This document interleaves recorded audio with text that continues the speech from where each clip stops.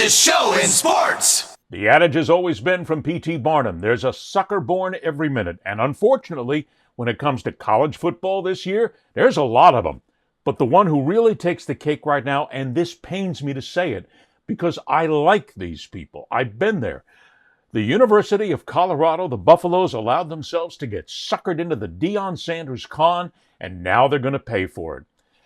This was nothing more than Deion getting an opportunity to move from Jackson State, where he knew his sons were not going to get a tremendous amount of attention, and certainly not national attention, to take the job at Colorado and basically give his kids a chance to be NFL superstars. That's all this was about. This wasn't about Deion wanting to lead Colorado to greatness. It wasn't about making the Buffs program better. This was about the con job by Deion Sanders, and he's good at it. I got to tell you this, the con job worked.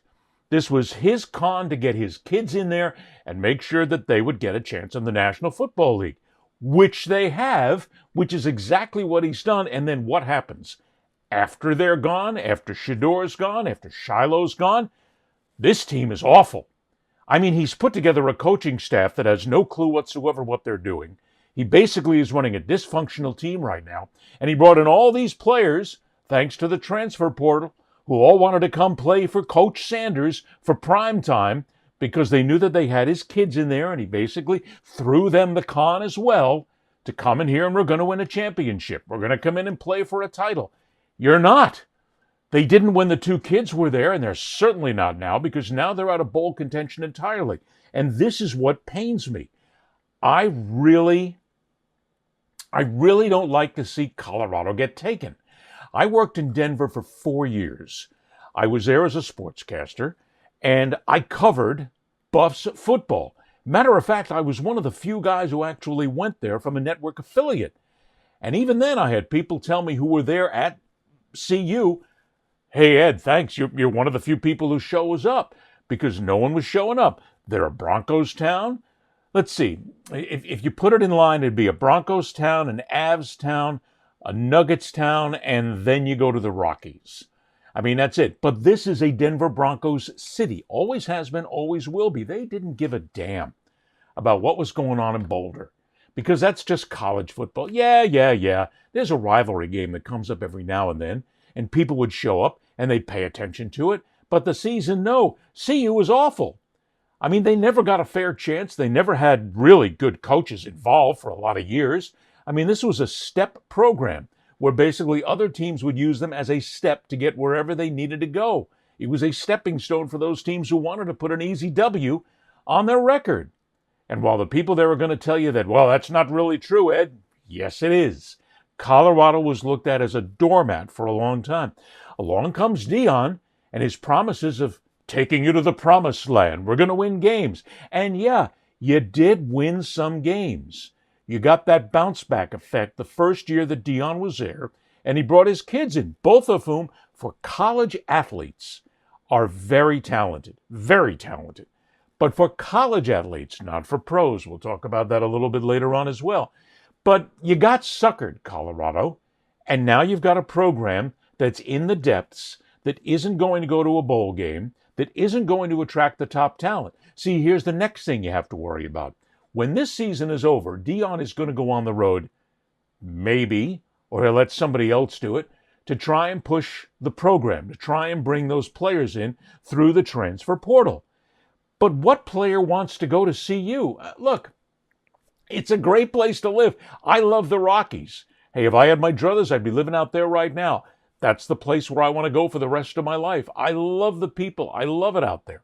But why does a player want to go to Colorado? Because they want to win. First of all, it's not even about winning anymore. They want to make sure they go to a school that has a high enough profile so that when they go looking for the NIL deals, they have a chance to get the big money. It's what it's all about. First and foremost, it doesn't make a damn bit of difference about anything else. Why is Colorado going to get big time and national attention now when they don't make the bowl games, when they're out? I mean, and yeah, we've seen some games this year that Colorado's been involved in. I've been able to watch some of them on national broadcasts. But why would anybody want to do it now? The allure is gone. The trick is gone. The con is in. We don't have to basically carry these games anymore because Deion's there. He's proven 3 seasons that he's not the coach to lead them to the next step. And Colorado got suckered into believing it. And man, I've talked to all the people out there. They spent the money. They had boosters sitting at Colorado who actually said, hey, for once, we've got something that we can get behind. We got a coach here that's going to give us a chance to win some big football games and make us all big time. So you took the chance. You paid him the money. And guess what? It didn't work. It didn't work. Sanders had time. While he had his kids there, he had a chance to go ahead and start building a program. That means bringing in good second quarterbacks, running backs, receivers, defensive linemen, secondary, linebackers, whatever, kickers. You got a chance. You got to start building. You have to build for the time when your best players leave. Sanders didn't do that.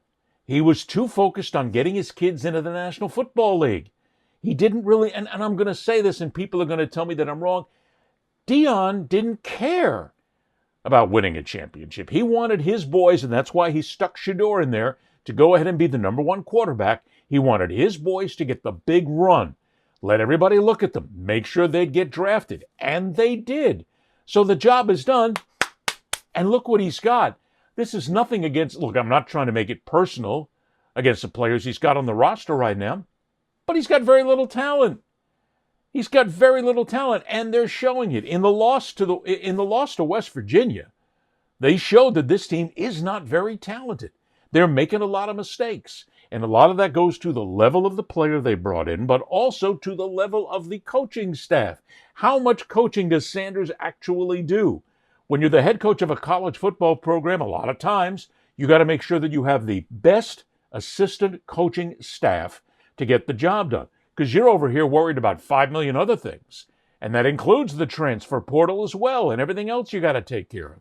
Deion hasn't done that. He's brought in friends and buddies, and they can't get the job done. They're awful. Colorado's awful this year. And Colorado has got to now, the management, the administration, and I actually call it management anymore because this is like a pro team. They have to now look themselves in the eye and say, we screwed up.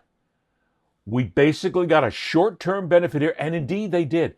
Colorado got money coming in. They got attention coming in.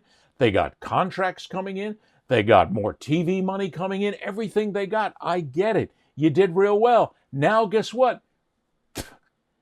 You're just another low-level team that's going to be there for teams to beat up on and win against.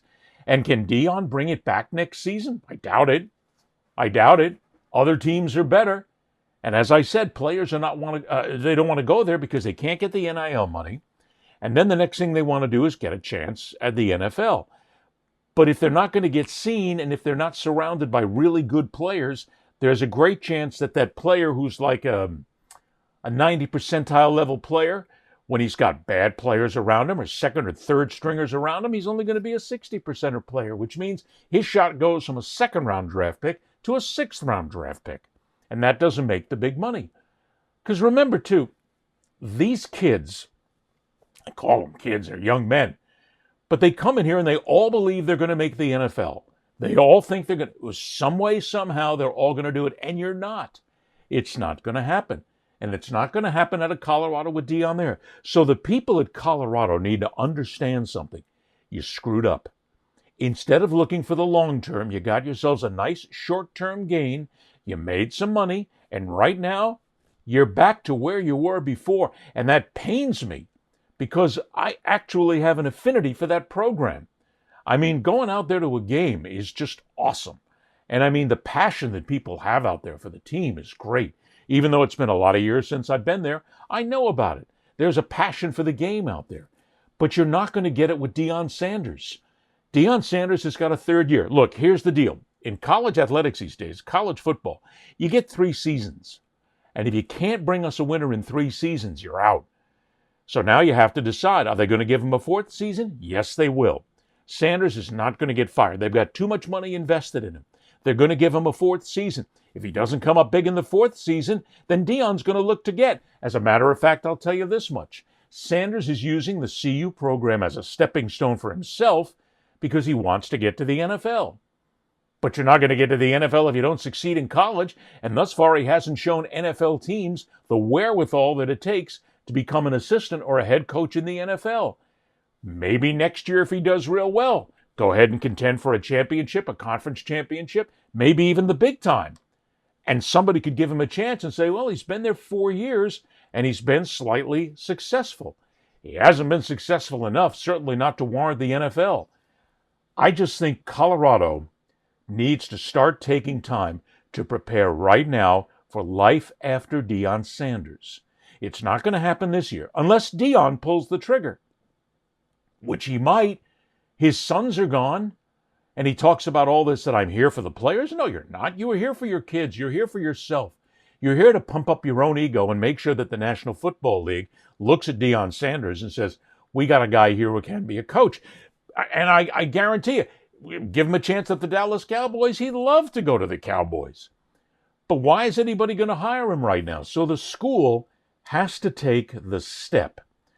And they've got to get ready for Deion to not be there, because there's a good chance he won't be. And even if not, you got to get the next step going. And it's not going to come from anybody on that staff right now who really hasn't proven themselves to shine and to be head coaching material. Now you got the next step. Who comes in as head coach at Colorado? Because as we've talked about before, these coaches, there's a lot of money out there. Every school can give a coach money. But a coach is now going to start to look at a school for more than just money. Can I succeed there? Can my career take the next step? Am I going to get to the point where this is going to be good for my resume?